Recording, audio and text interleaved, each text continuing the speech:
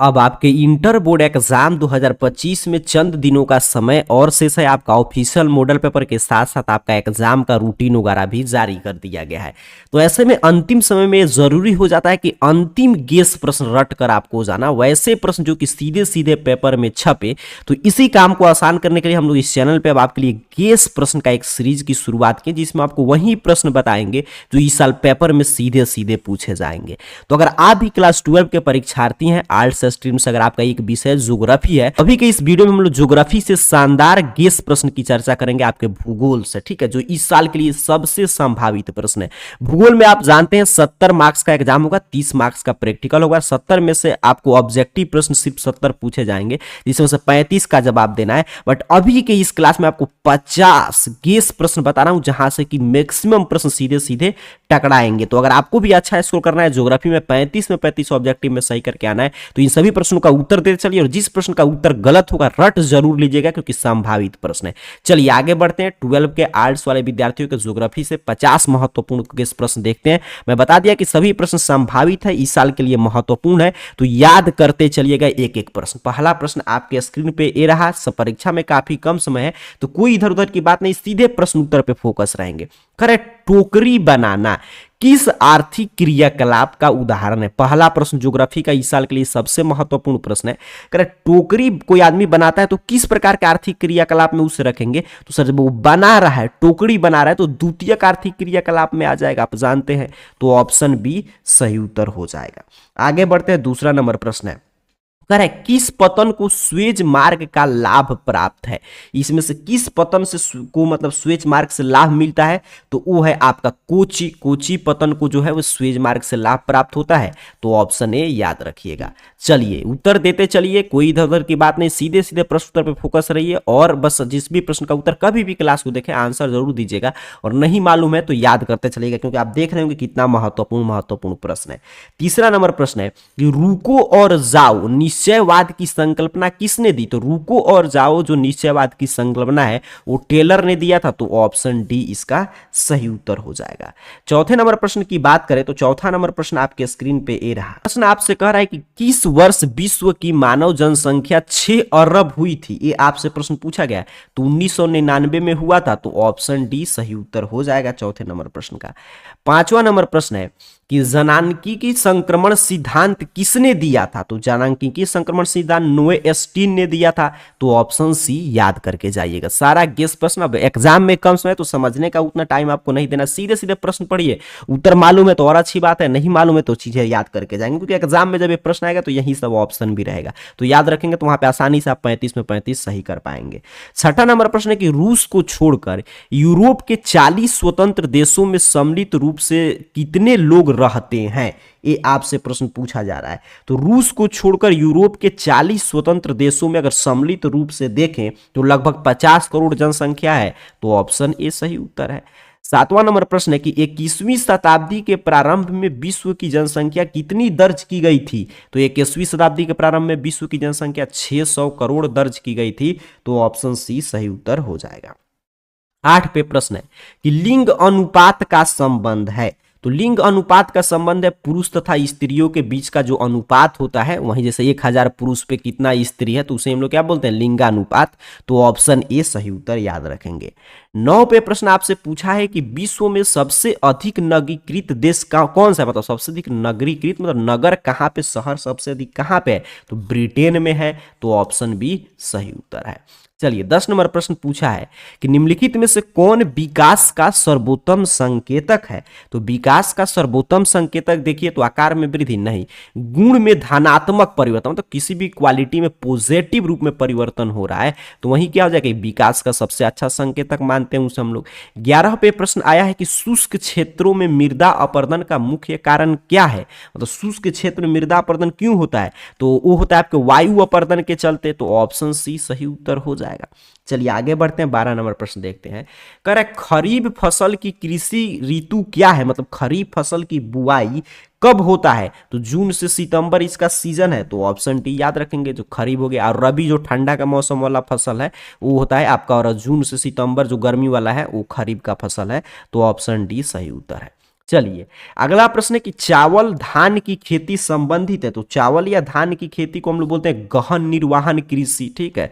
Option D सही उत्तर हो जाएगा। इसका रोपण कृषि है नहीं, ट्रंक कृषि है नहीं, भूमध्य कृषि संबंधित नहीं है। ये चावल या धान की खेती को हम लोग क्या बोलते हैं, गहन निर्वाहन कृषि के अंतर्गत रखते हैं, तो ऑप्शन डी याद रखेंगे। 14 पे प्रश्न है कि लॉरेंस सार क्षेत्र प्रसिद्ध है, तो लॉरेंस सार क्षेत्र किसके लिए प्रसिद्ध है, ये आपसे प्रश्न पूछा जा रहा है, काफी साल के लिए गेस प्रश्न है, तो ये लौह अयस्क के लिए प्रसिद्ध है, तो ऑप्शन ए रट के जाइएगा।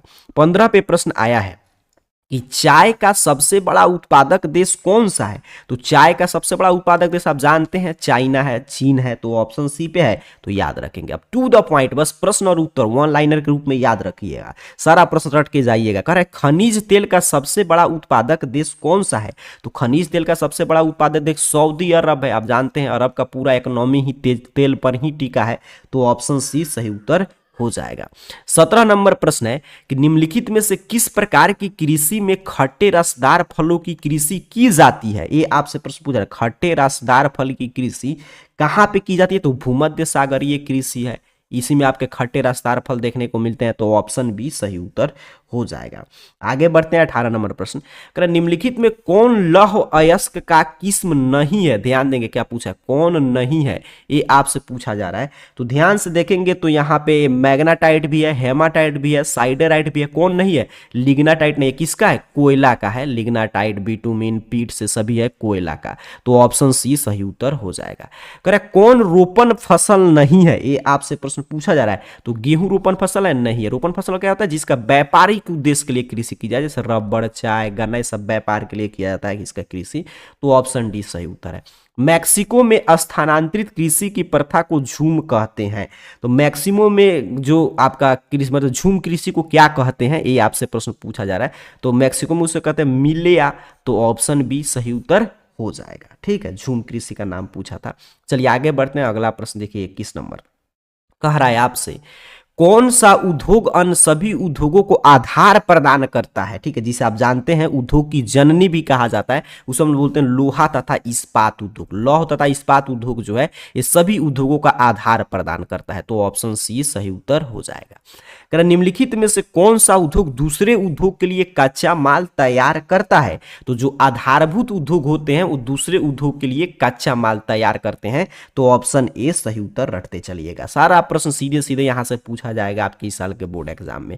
कह रहा है बाह्य स्रोतीकरण सहायक है, तो बाह्य स्रोतीकरण किसके लिए सहायक है, तो दक्षता सुधारने के लिए, बिल्कुल आउटसोर्सिंग। बाह्य स्रोतीकरण का मतलब इंग्लिश मीडियम वाले में क्या पढ़ेंगे हम लोग, आउटसोर्सिंग, किसमें सहायक है, तो दक्षता सुधारने में बिल्कुल सही, विकासशील देश में इसे रोजगार बढ़ाने में ये भी सही, आउटसोर्सिंग, कीमतों को घटाने में भी, तो ऑप्शन डी सही उत्तर हो जाएगा आपका इनमें से सभी, ठीक है।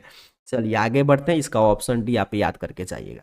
24 नंबर प्रश्न देखिए क्या पूछा है, कह रहा है भारत का सबसे बड़ा तेल शोधक कारखाना कहां पे है, ये आपसे प्रश्न पूछा गया है, तो है जामनगर में। सबसे बड़ा तेल शोधक कारखाना कहां है, जामनगर में, तो ऑप्शन ए सही उत्तर हो जाएगा। अगला प्रश्न है कि निम्नलिखित क्रियाकलापों में किसमें उच्च स्तरीय अन्वेषण सम्मिलित किए जाते हैं, तो किसमें उच्च स्तरीय अन्वेषण सम्मिलित किया जाता है, चतुर्थ क्रियाकलाप में, तो ऑप्शन सी 25 का सही उत्तर हो जाएगा।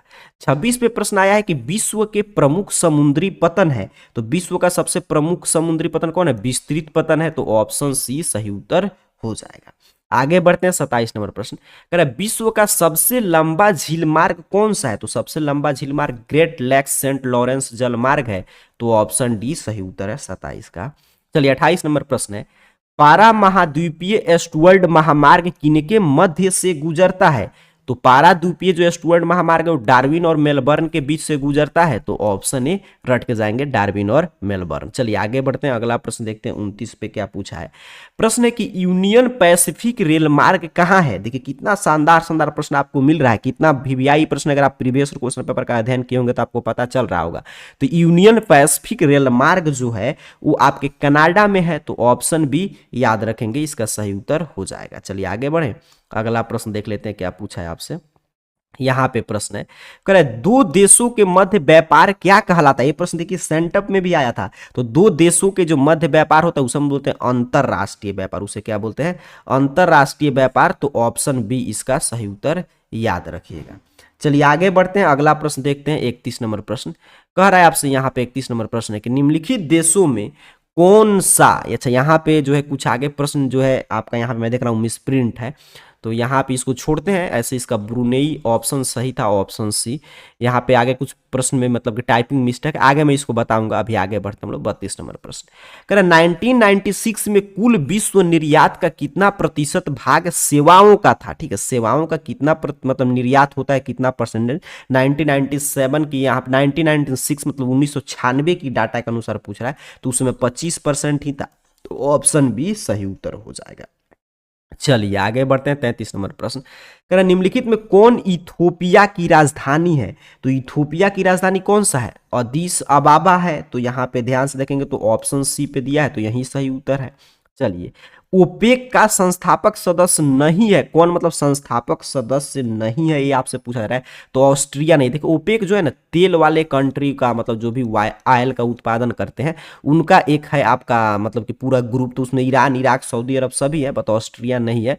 तो ऑप्शन ए सही उत्तर है।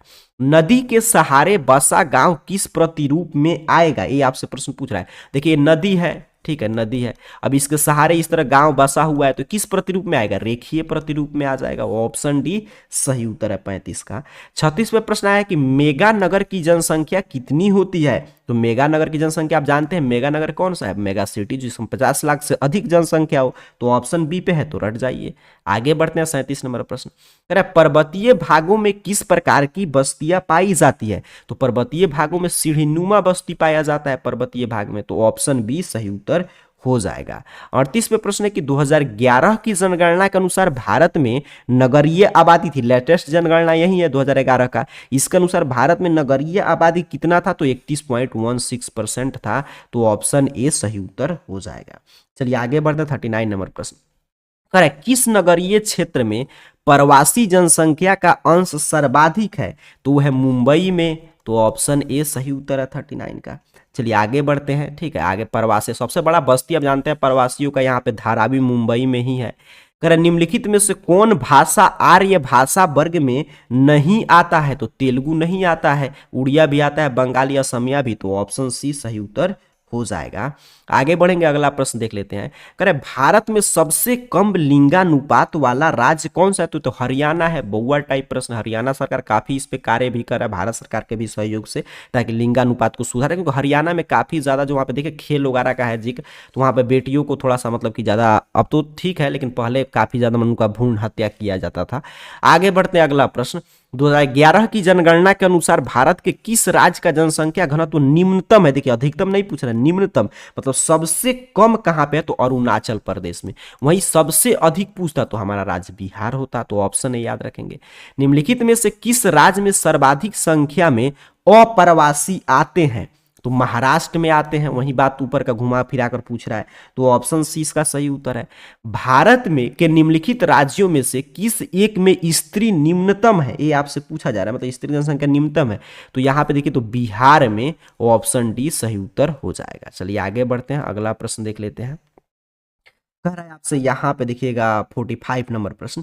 निम्न में से कौन प्राचीन राजधानी नगर है। तो सबसे प्राचीन राजधानी नगर अपना पटना है, पाटलिपुत्र, मगर साम्राज्य से ही। तो ऑप्शन सी सही उत्तर हो जाएगा। कह रहा है कौन सा शहर तमिलनाडु का मैनचेस्टर कहलाता है। तो तमिलनाडु का मैनचेस्टर जो आपका कोयम्बटूर है। तो ऑप्शन ए याद रखेंगे, कोयम्बटूर। कह रहा है उत्तर भारत में सिंचाई का मुख्य स्रोत कौन सा है। तो 10th में भी आप पढ़े होंगे, आपका नलकूप है। तो ऑप्शन बी याद रखिएगा 47 का। 48 नंबर प्रश्न है कि जूट का सबसे महत्वपूर्ण उत्पादक क्षेत्र है। तो गंगा डेल्टा क्षेत्र में जूट का सबसे अधिक उत्पादन होता है। तो ऑप्शन बी सही उत्तर हो जाएगा। 49 नंबर प्रश्न है कि भारत का जावा किस क्षेत्र को कहा जाता है। तो भारत का जो जावा है वो गोरखपुर को कहा जाता है। तो ऑप्शन बी सही उत्तर है।